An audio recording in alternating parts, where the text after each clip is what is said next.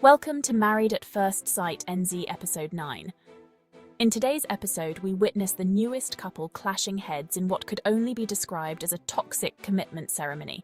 Expert John Aiken, clearly exasperated, rolls his eyes for the 54th time this season.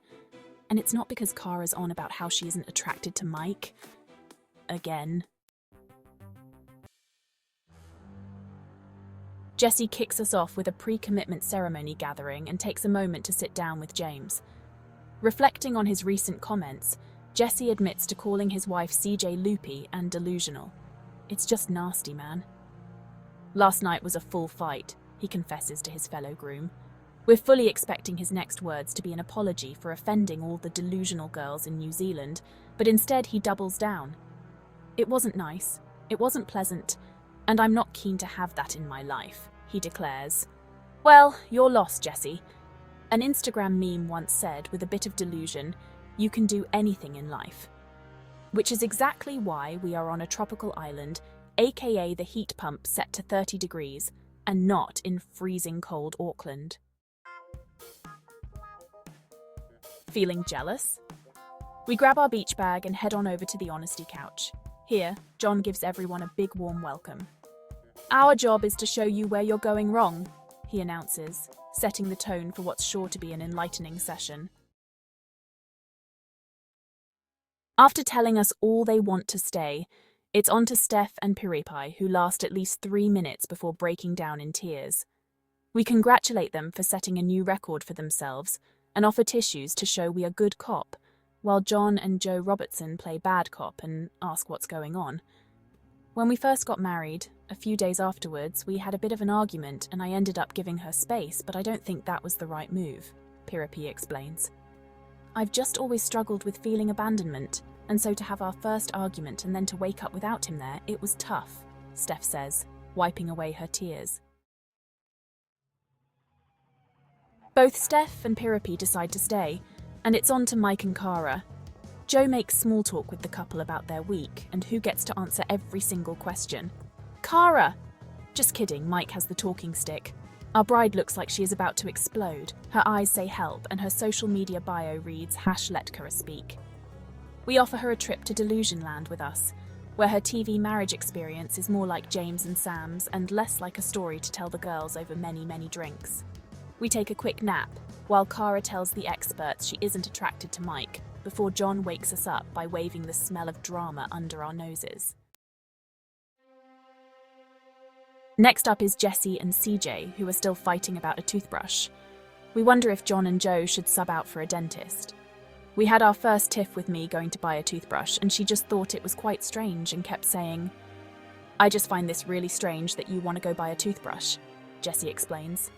John isn't buying it and asks CJ for her version of events.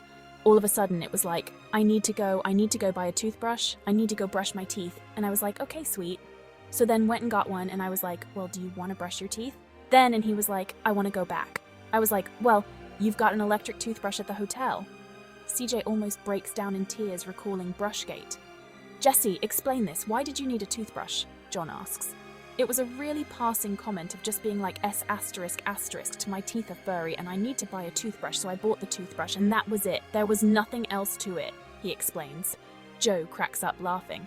We have a chuckle. Colgate knows dental health is no laughing matter and scolds Jessie for not also buying floss. That's how you get gum disease.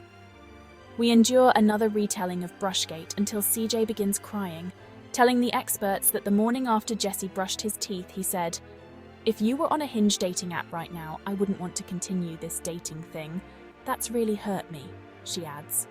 From my perspective, it's a little bit different, Jessie says, and tries to make us all wonder if CJ is the problem. I don't have much conflict in my life with family or friends. I never argue with anyone because whenever there is something to talk about, I do it then and there. CJ tries to stand up for herself, but sorry, hun. This is Jessie's Delusionland, not Jessie and CJ's Delusionland. Okay? Get your own. Just let me do my side now, he tells her. From my perspective, I still didn't even know what was wrong. We can understand how. It's not like CJ has tried to explain it in detail 15 times in the past 2 days. Joe steps in, leans into her girl power era and validates CJ's feelings. telling Jesse his comment about dating apps isn't okay. Jesse is trapped. Jesse's delusion land is crumbling. It looks worse than Kenland when the Barbies took it back. He does what any man backed into a corner would do. I actually am sorry for that. It was such a heated argument last night. I'm sorry. The experts are satisfied with the progress of Brushgate and ask the couple to turn towards each other and share their emotions. It all goes exactly to plan, and the pair end up fighting about Brushgate once again. John is done. This is above his pay grade. The way you argue is toxic, he declares. Asking the two to reveal whether they are staying or leaving, Jesse decides he has a bit more arguing in him and writes stay, causing CJ to immediately break down in tears. We envision great-grandma turning in her grave and start to emotionally prepare ourselves for next week's sequel to Brushgate, Flossgate. Married at First Sight. New Zealand airs on 3 and 3 now every Sunday, Monday and Tuesday.